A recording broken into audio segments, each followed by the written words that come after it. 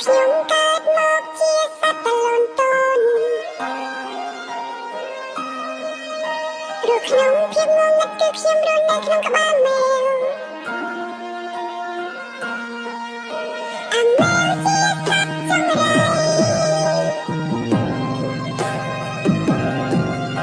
យកសត្វតលន់តូនខុសទីត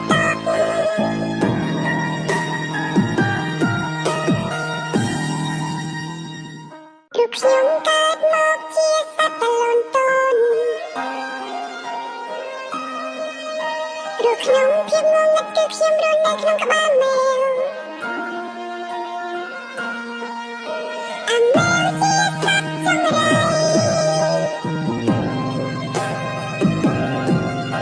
យកសត្វតលន់តូនខុសទីត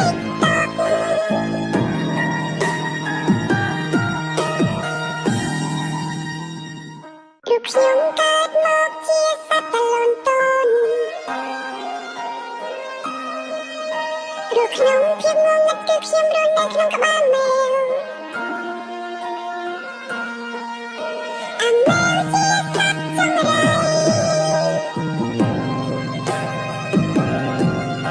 យកសត្វតលន់តូនខុសទីត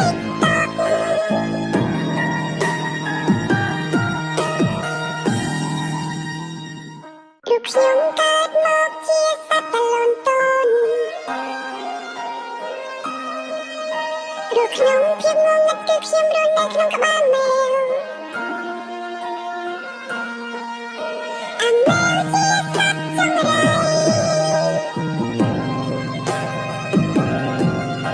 យកសត្វតលន់តូនខុសទីត